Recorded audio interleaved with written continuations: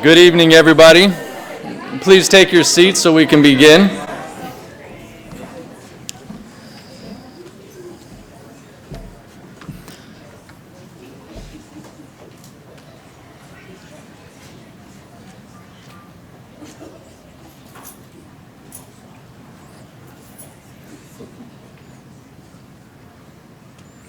Hey, Pastor Juan, do you want to let the folks in the hallway know that they should come in now, please?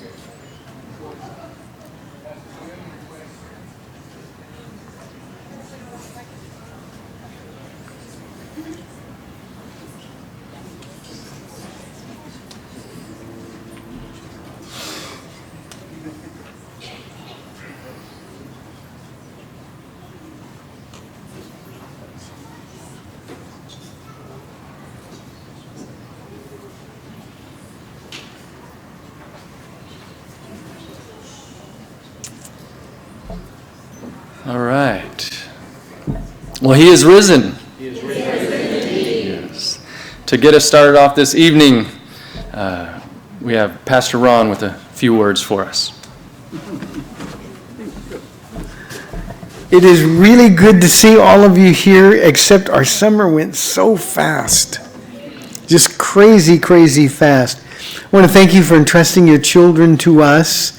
I did a Bible study last night here from 2 Kings chapter 4 about a woman who'd lost her husband and her sons were about to be taken as payment for a debt that showed it was a tough world back then. And she didn't know what to do, and Elisha asked her, said, "What can I do for you? How can I help you?" And he asked her, "What do you have in your house?" And her response was, "I don't have anything there." And then she thought for a second, and she said, "Except a little bit of oil." And so Elisha went to her and said, "Here's what you do. You go out and get jars from everybody, not just a few, but get jars from everybody. And then you go in, you shut the door, and just you and your sons, you start pouring oil." Now, they had just a little flask of oil. It was like anointing oil, and that's all they had. But when they started pouring it, jar after jar after jar was being filled up. It was a supernatural miracle of provision. And God's been doing that here for us for 23 years. And I guess as long as you keep having kids, God is going to keep pouring out the oil. I want you to know that your children here are loved. They are prayed for. The staff here, I couldn't be prouder of them. They will love your kids. They will be patient with your kids. They will set an example of godliness for your kids. And I trust that we will all be a blessing to you. Please pray for our staff. Pray for all of the other students in the school. We have great legacy here. We've got, I think, 4, if I counted correctly. We have 4 graduates of Calvary Christian Academy who are now teaching here. I just ran into one beautiful young woman out in the hallway who was in tears because her son starts kindergarten on Monday. And she graduated here 10 years ago. And when you see that, it's just amazing. And all I can do is think, God, you have been so good to us. So again, we thank you for entrusting your children to us. They will be blessed. I promise you, they will see Jesus in action. They will hear about him continually. We want to make sure that they learn all the things that they need to learn in school. But most important of all, we want them to know that Jesus loves them. And that's what's going to happen here. So thank you very much. Again, please keep our staff and the other children here in prayer. And just watch and see what the Lord will do. Can I open in a word of prayer for the school year? Father, we're so grateful for what you've done. You've decided, Lord, to keep pouring oil for these 23 years. A free school, impossible. And yet here we are, beginning 23 years. Because of your goodness to us. This is just an indication, Lord, of how much you love us, how you cherish our children. Empower us by your Spirit, Lord, to teach them who you are and prepare their hearts to receive your love. We're grateful, and we stand here asking that you bless this school year like no other. Especially want to lift up our seniors to you, Lord. That's impossible that we're saying goodbye to some of them this year. But you've been so good to us and to them.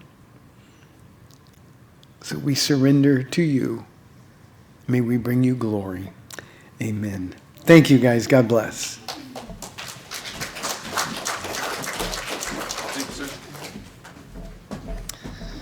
All right. Can I please have the staff come up front?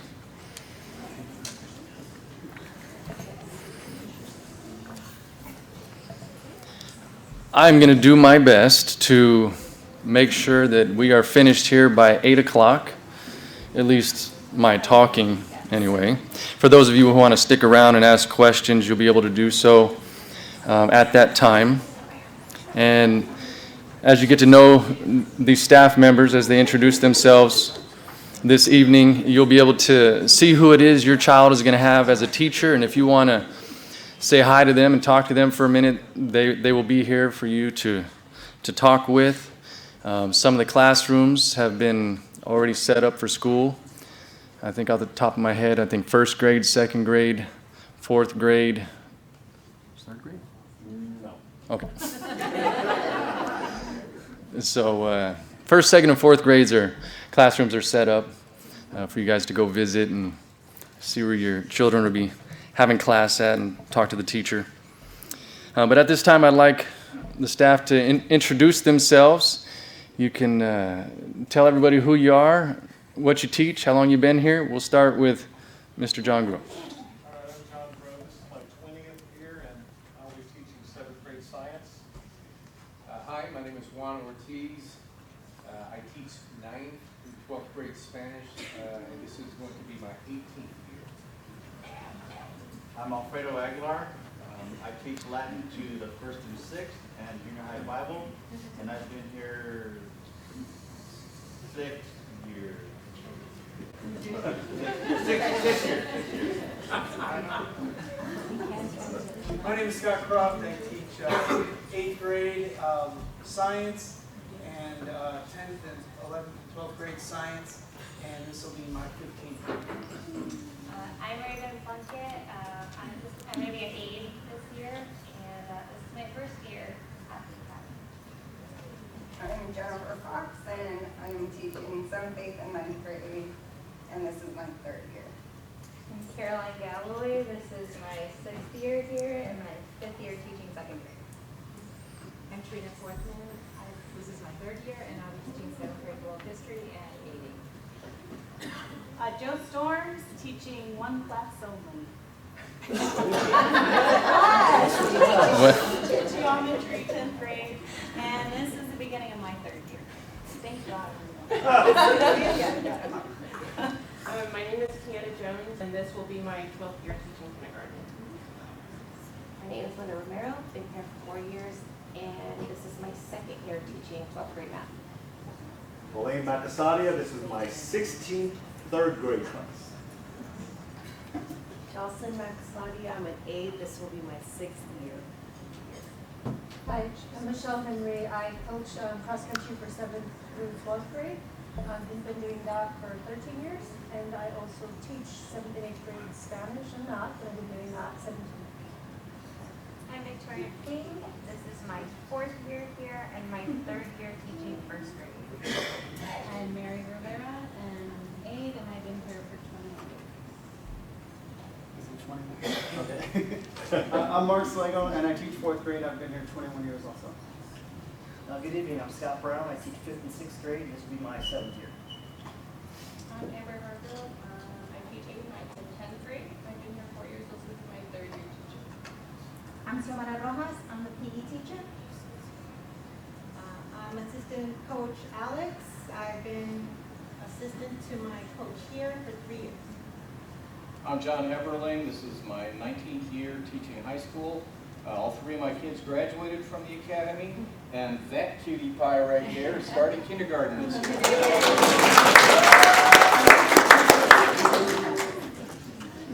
I'm Terry Radish. This is my 6th year here teaching high school shop class. Daniel Everling. This is year 11. I teach 5th and 6th with Colonel Scott, and I think I'm more excited than he is.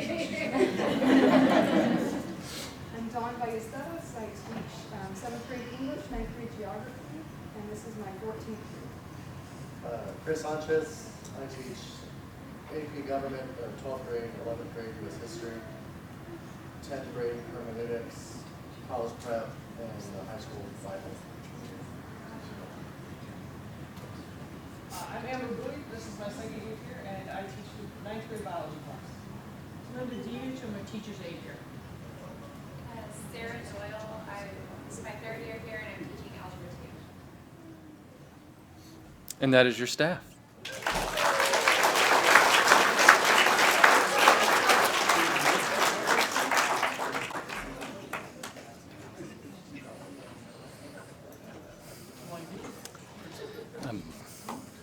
There you go. And my name is Will Shank, and I am the principal. And that just, Patricia wasn't here. And Vanessa. She was here, she walked out when you said that was your staff. Where? All right, bring him back in. But I am Will Shank, I am the principal, and this is my 12th year. All right, there's one of them. What's your name?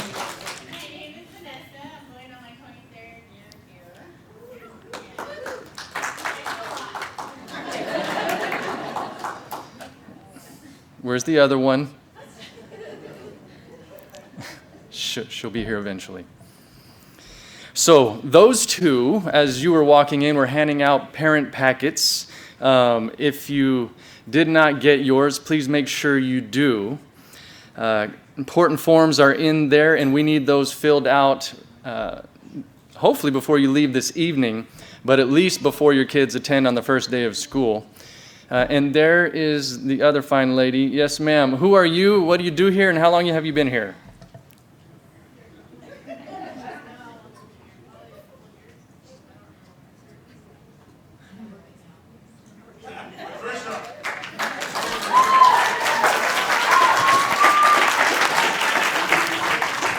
Thank you, Miss Patricia. Okay, in your parent packet folder, or whatever it's called, there's going to be a health card for each one of your children. That health card is to be filled out on a daily basis, so please don't look at it and say, I don't like this, and throw it away. Please make sure you hold on. I'll talk about that more in a little bit. Let's start out with some school rules. So school rules for parents. That document was emailed to each one of you. You should have received that. I encourage you to print that out, put it on your fridge or somewhere that you frequent, in your house, and you can be reminded constantly of your responsibilities as a team player, part of the team with us. That is an important document, and it helps this school function as well as it does. So very important. First and foremost, I ask that you guys pray on a regular basis that the Holy Spirit would be alive in this place. We really need the power of the Holy Spirit to do our jobs and to be a blessing to your children and to you. And that's ultimately our goal. And we can't do that in our own strength. And so we'd appreciate your constant prayers that God will be alive in this place. Also, due to teacher responsibilities, and what I mean by that is watching your children and teaching your children while they're here at school, and because of time constraints that they have, you guys will not be able to meet with the teachers prior to school or when children are being picked up at the end of school. If you need to meet with the teachers, please make sure you make an appointment. The reason that we ask this of you is because for a teacher to give you their undivided attention, which you deserve when you have something to say to them, they would have to take their attention off of your children. And we don't want to do that. We always want to have attention on the children, and we don't want to, have our time divided between the two. So when they're responsible for taking care of children, leave them alone, please. so that they can make sure they do a really good job of that, which I'm sure you'll be very grateful for. And you can make an appointment to speak to them at a different time. And again, teachers want to talk to you. It's just not a good time when they're busy taking care of your children. Kindergarten parents, I know this is a big event, bringing your child to school for the first time. It can be very emotional, gut-wrenching, and hard on you, and we understand that. So we will allow you to bring your child into the kindergarten room the first day of school, and you can take your pictures and hang out for a little bit, see their class, so on and so forth. But there will be a time when Miss Kay says, okay, I got to get the kids ready for chapel, and because she's got to take them from the classroom to a different room where we have chapel, and that'll begin at 8 o'clock sharp. And so there's going to be a time where she asks you to say your goodbyes and leave the room, and we ask for your full cooperation. Otherwise, you may never be allowed in this building again. But definitely want to allow you that moment to go into the classroom and do what you got to do. It's a good thing.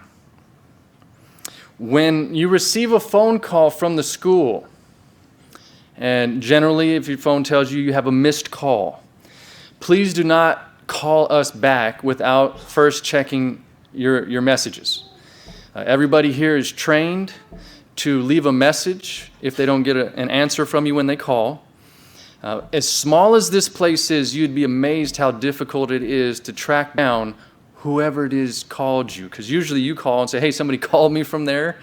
Sometimes we can narrow it down to a couple options, possible people.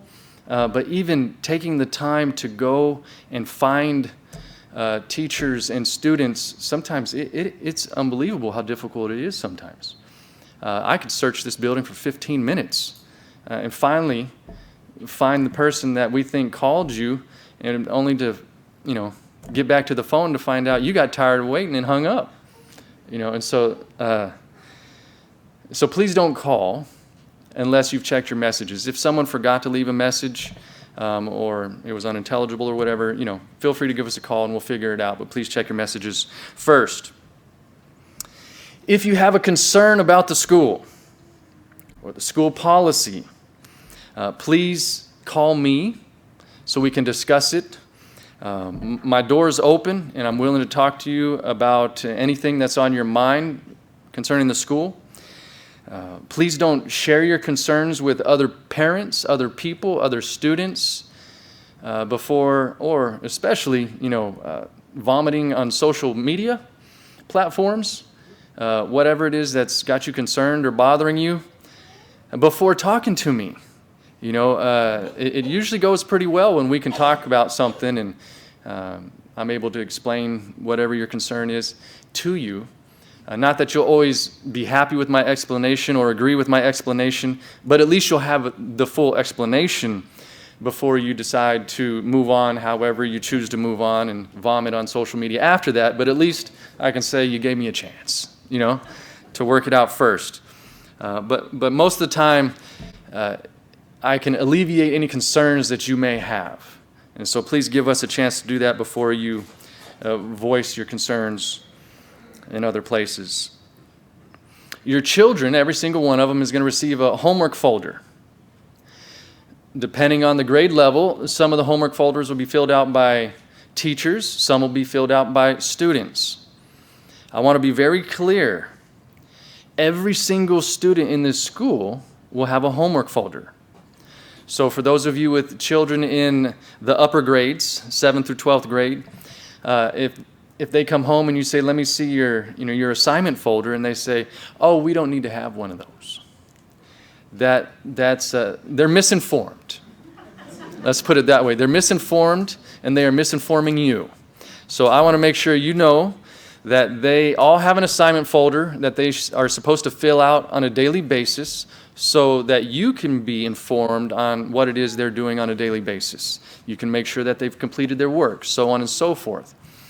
This is a huge tool. It is a very a hugely important tool for their academic success here at the school. So please enforce that in your home. We do our best to enforce it here at the school. When they get to the K through 6, basically, the teachers will sign that you have signed to make sure that you are actually getting this information each night. The 7th through 12th grader, their teachers don't sign off on it. They're told to use it and have you guys look at it and sign it, but the teachers themselves don't sign off on it. They're asked to be a little bit more responsible than the elementary students. But you as a parent, I want you to know that they're supposed to have it and be filling it out every single day. It's a tool for them to have a better chance of success in the school. When kids begin to struggle in school here, 9 times out of 10, the reason they struggle is directly related to their assignment folder. And usually when they make my list and I call them into my office to discuss their struggles, the first thing I do is say, let me see your assignment folder. And they usually hand me a blank assignment folder. And so when I begin to enforce that and monitor them on a daily basis, sometimes an hourly basis, all of a sudden things begin to get a lot better for them very quickly. So to help alleviate students from having those struggles, please enforce that in your home from day one. All right, for those of you, let's move on to postgraduate counseling. Those of you that have questions and concerns regarding college prep class, which we discuss college options, military options, trade school options, and so on and so forth, or have questions about our dual credit courses, let me know and I'll put you in touch with the people that you can talk to help answer all your questions. On a side note, those of you who have seniors, please stick around when I'm finished here because I need to talk to you for about 10 minutes regarding the dual credit program. As far as general information goes, our school hours. Everybody's school hours begin at 8 o'clock for all grade levels. The kids, however, may not enter the building until 7:45. At that time, all the teachers are here and able to have eyes on children. So you're able to drop the kids off out front if you want, and they'll be out front until 7:45. We'll let them all in at that time. Kindergarten is let out at 11:30. 1st through 6th grades are let out at 3:45. 7th through 12th grades are let out at 3:55. When picking your children up, we have a line of cars that always is out front, and they pull up to that little point there and wait for their child. You guys wait for your child to get into the car. We ask that you wait no longer than 30 seconds. If in 30 seconds your child's not in your car, that means there's some kind of issue or whatever, and it'd be best for you to just move on, drive around, get back in the back, or park and walk over to see what's going on. But that helps us to keep the line moving at a good pace so that nobody has to wait a long time. But it also allows us to be good neighbors to the businesses that are near us. There's people trying to pull into park and pull out.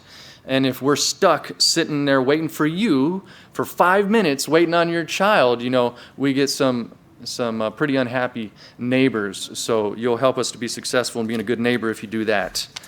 So we appreciate that in advance. Whenever you are visiting the school, we ask that you check into the school office first so we can make sure that we get you taken care of and whatever needs you may have. I know that many of you call this your church home and you're here very often. And so you're used to just coming in and going where you need to go. And it happened to me too before I was principal. I'd walk in and start walking around and they'd start chasing me down and pulling me into the office. So I know it'll happen. We're not going to get upset with you, but we ask that you do come in, check in the office first when you enter the school. The academy, as you guys know, is an academically rigorous place. Even with the class time that's provided for each of your children to do the work, homework is going to be a common thing. Some kids work quickly in class, some take their time. So the amount of homework your child is going to have, I have no clue, but it's going to vary from child to child, but it is to be expected. We won't have homework assigned on Wednesdays because we want to allow you guys to be able to come to church without an extra load of homework. Now, to be clear, that it's okay for the teachers to assign classwork on Wednesday, but there won't be any specific homework assignments that the kids are assigned to do at home and have due on Thursday. Okay, we want to give them the chance to do their work in class and then be able to have the evening free in case you guys want to come to church that evening. As far as attendance goes, daily and timely attendance is critical to the success in the academy. So absences and tardiness will not be and cannot be tolerated. A tardy is defined as a student who is not in their seat when chapel begins each morning at 8 a.m. So you might find out your child was tardy, and you're thinking, I dropped them off 20 minutes before school began. How can they be tardy? And it's because they went into the restroom, they're goofing around, whatever.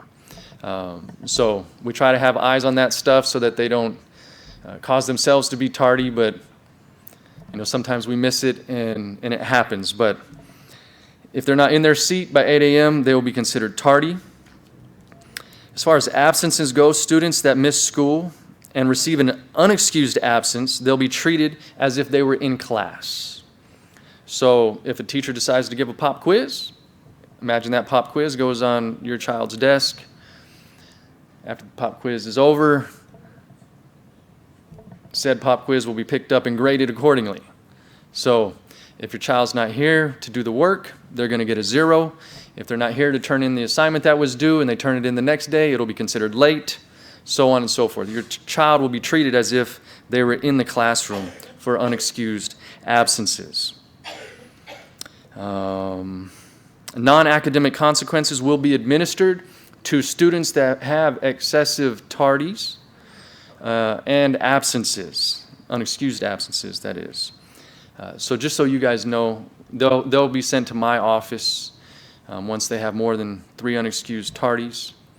And if they have more than 3 unexcused absences, they're going to be sent to my office. I'm going to give them an assignment of some sort or have them clean something they would not want to clean. Something's going to happen where they're going to wish they were at school on time.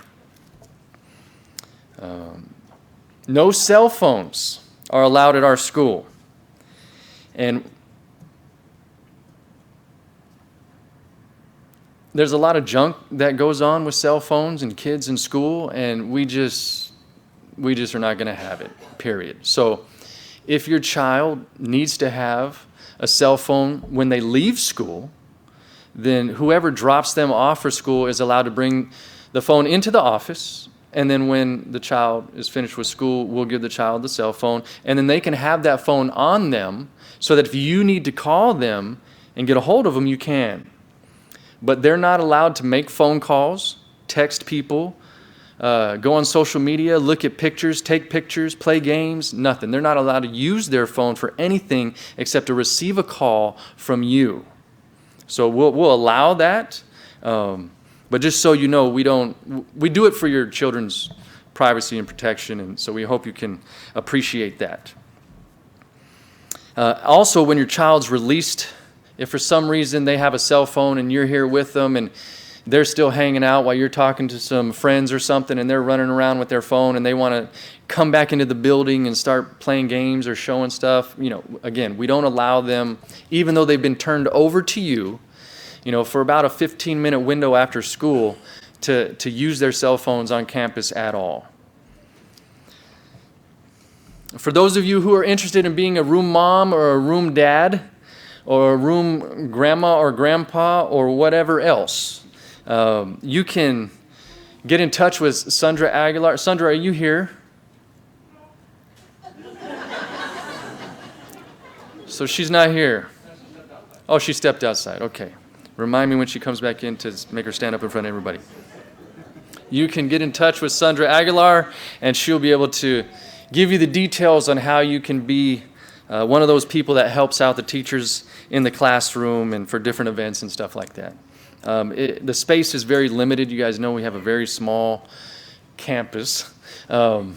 Classrooms are very small, and we have to abide by certain fire code guidelines and things like that. So we can't really allow too many people, or really anybody in the classrooms. We're kind of maxed out with occupancy, but we want to allow room moms and dads and stuff to be a part of the class, and so, but we can't have 5 for each class or something like that. It's just can't have you all in the same times, but maybe we can rotate you from whatever, week to week, month to month or something. But Sandra is the one you want to talk to about that. We have a prayer team here at the academy, and the prayer team consists of people like you and other people in our church body that want to pray for your kids. And if you are interested, you can contact Becky Coronado or contact us in the office, and we'll get you her contact info, get you guys in touch. And basically, you will be assigned a group of children, unless all the children are accounted for by several people to pray for them. And then you might be assigned some staff members. But your duty would be to pray for those children by name every single day, 7 days a week, 12 months a year. Holidays included, everything. Well, maybe not 12 months, 9 months. We'll call it the school year. But every single day, these are people that you go to the throne room of heaven for, on their behalf. You are able to come and get to know the children. We encourage you getting to know the children so you can know their prayer needs, things that are going on in their life, how they're doing in school, so you know really what to pray for. Pray about for each child. It's not just, Lord, I pray for the second grade, amen. It's much more than that. And it's a great ministry, arguably the best ministry we have that has come alongside the school. And we've had a lot of wonderful things happen in the school since we implemented that several years ago. So if you want to be a part of that, let us know. As far as uniforms go, please refer to the uniform guideline document that was sent home to you. If you did not get it, please let us know. But that is our basic, they're our basic guidelines, but they're really our only guidelines. We try to make it as basic as possible and as easy to understand as possible. If you have any questions, please let us know. For those of you who order uniform shirts, we have them available this evening after I'm finished talking in the classroom to my right.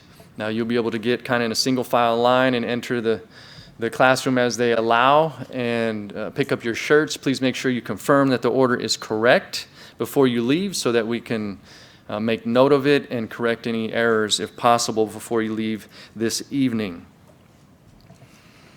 The purpose of the uniform is to promote what? Uniformity, exactly. So you did get the email. All right. Yes, so the goal is for the children to actually look the same. So when you send your children off to us in the morning, you should be able to look at them and say, okay, that kid's going to look like everybody else in their class. That's the goal. Okay. We do allow them to have some freedom in their footwear. So we ask that you would help them to properly navigate that and manage that themselves based on our guidelines. We give them that freedom, but at the same time, we constantly remind them, you're supposed to look like everybody else.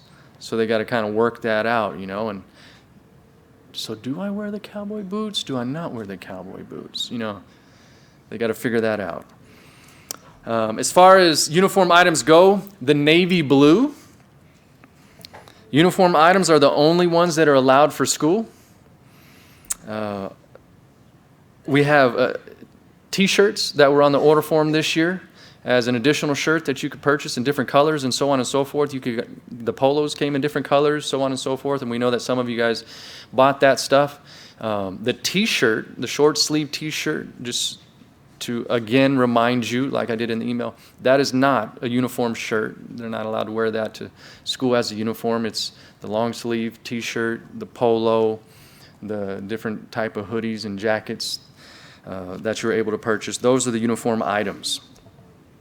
We do have some back stock here on hand. It is a limited supply, so if you need to purchase throughout the year some extra shirts or jackets or hoodies or whatever, we have some on hand, but it is a first come, first served basis, and we won't have the stock all year long. So if you need something, please get to us sooner rather than later. You have a better chance of actually getting what you need. I don't think we're going to have another order this year. We try to have it all at one time in the summer. That way we get larger numbers ordered, and our cost of each shirt item is lower. If we split up the orders, it raises the cost of what you have to purchase, and we try to not do that to you guys. So if we need to have another order, we will, but the items are going to be more expensive if we were to do that in December or something. PE uniforms. One thing to really understand with PE uniforms is modesty is a must. There's a lot of bending over and spreading of legs and things like that, and so we need to be extra careful with how the kids are dressed. They're to wear athletic clothing, and it should be, again, it should promote modesty. The shorts, whether male or female, the shorts that the kids wear,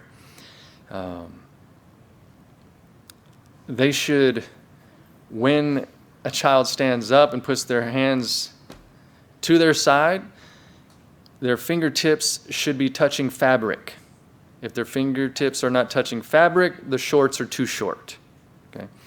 If for some reason they wanted to wear a shorter short, then they can wear spandex underneath that, but we just don't want them to be able to touch skin with their fingers, okay? So basic guideline, easy to follow. But please keep an eye on your kids, because sometimes they'll bring stuff to school without showing you, and it doesn't pass that modesty guideline, and we have to address that. For PE, they will also need a clear non-disposable water bottle and tennis shoes. The tennis shoe requirement is to reduce injury, so we ask that you really adhere to that and don't send them in Converse or other deck shoes or whatever, because when they got to do a lot of running and stuff, it hurts them. So make sure they're wearing tennis shoes for PE. The students are encouraged to bring deodorant. Absolutely. But we do ask that they refrain from using aerosol deodorants, because the spray, it affects people's allergies a lot in the building. So no aerosols, but definitely deodorant. We have clubs here at the school. You know, we are limited to the extracurricular activities that we can provide for your children, so we try to provide as much as we can, you know, outside of a football team and band and things like that. So if your child has an idea for a club that they would like to be a part of, then encourage them to let us know. We try to make everything that the kids want to happen. Sometimes it's difficult, but we do our best to help them with that. We've had several different clubs over the years.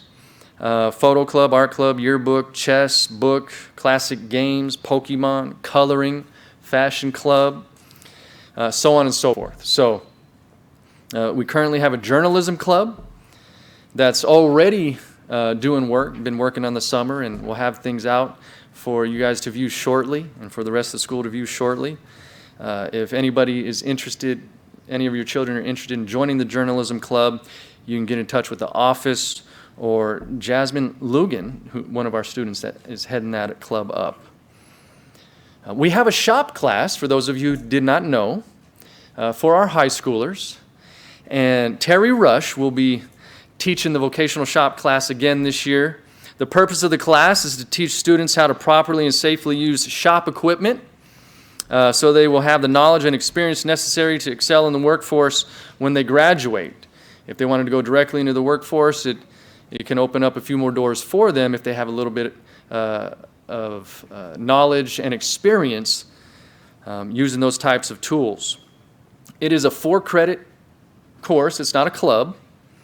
and they are scheduled to meet on Saturdays. And if you look at the school calendar, on Saturdays you'll see some that are blocked in orange. Those are the shop class dates. Shop class is usually about 2 hours long. The classes begin the first week of school, so if your child is interested, please let us know. Terry is here this evening, and he can answer any questions you might have, or that if your child is here and want to ask questions, your child can meet him and ask questions too. We've had both male and female students in the class over the years, and they've all enjoyed it. We've had great success with the class, and we're looking forward to having that again this year. This is the 6th year that we'll be having that class, and they put together some really good work.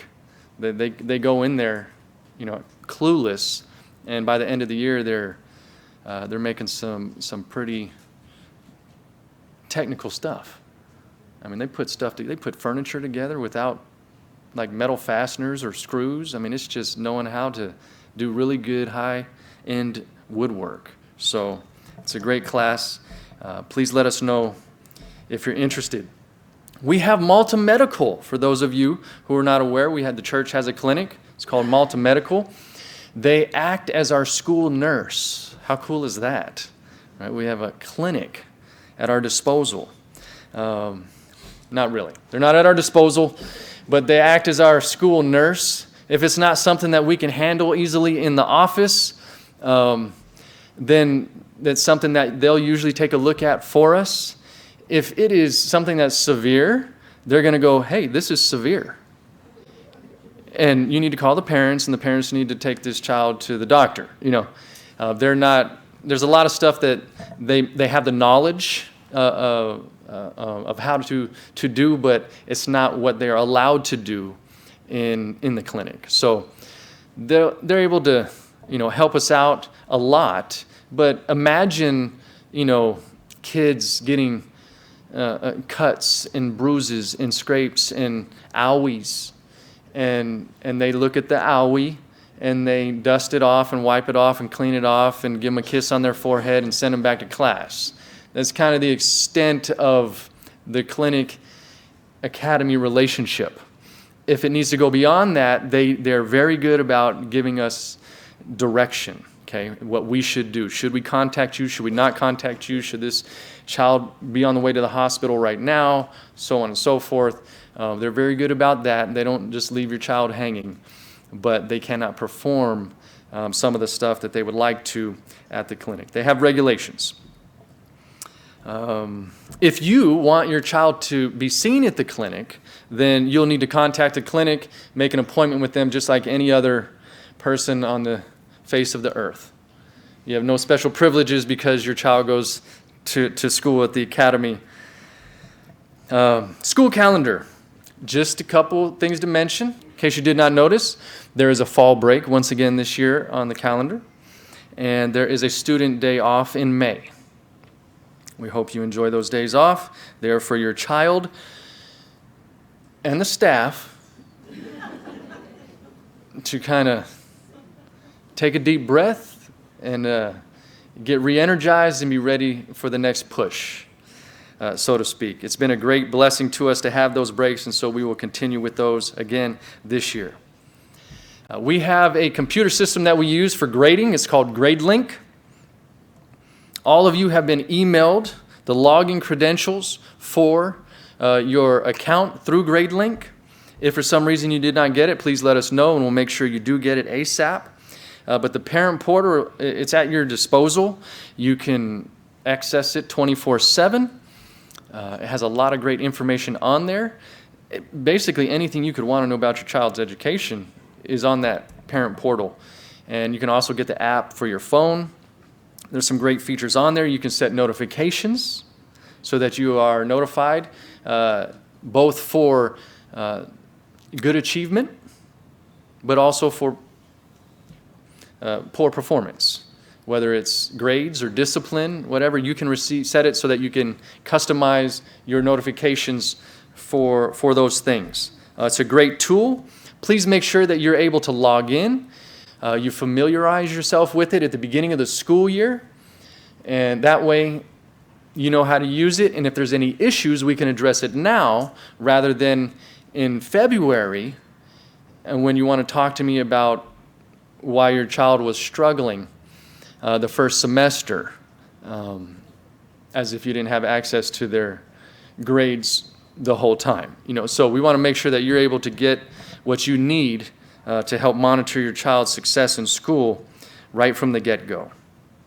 It's a great way to avoid having to make pleads at the end of the year for extra credit assignments, or at the end of the semester for extra credit assignments and things like that, because kids or parents are caught off guard, so to speak, with poor performance.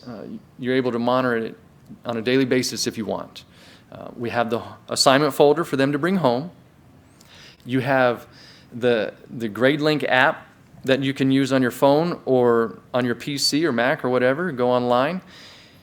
You're able to see what's been assigned. The teachers put the assignments in. It tells you what the assignments are, when it's due, when it was assigned, what their grade was, so on and so forth. All that is there for you at your disposal, so please take advantage of that. Health cards, let's get back to that. I mentioned that in the very beginning. The health cards, they are not COVID specific. Initially, when we started using them, it was COVID specific. But we had so many parents emailing, calling, stopping us in the hallway at church, telling us how happy they were and how much they liked those health cards. We figured we'd do it again this year. And we were overwhelmed with appreciation of the health cards, and so we decided to give you what you asked for.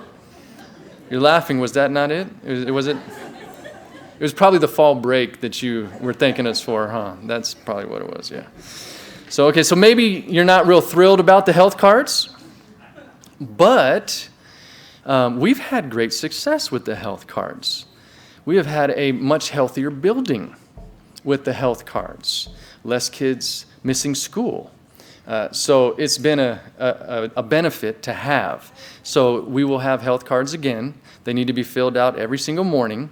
Your child will be required to deliver them to their teacher as soon as they come in the building, enter class. They turn it in. Teacher gets to review it and then turn it into the office. And you get to mark off if they're coughing, not coughing, stuff like that, if they're having any issues. That way we can address it if we need to. You guys might be caught off guard one morning and realize, oh my goodness, I didn't know you were feeling bad. You need to stay home from school. And once again, healthier building, kids in attendance more often, it's a good thing. So we will have that once again this year. And also because when I was wondering if we should, Miss Patricia went ahead and was making them, and she made them really, really cool this year. And she used a heavy-duty lamination, whatever, that film or whatever you call it.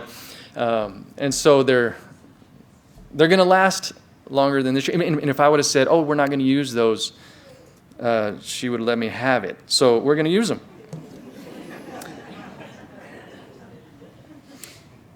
To give you guys a heads up,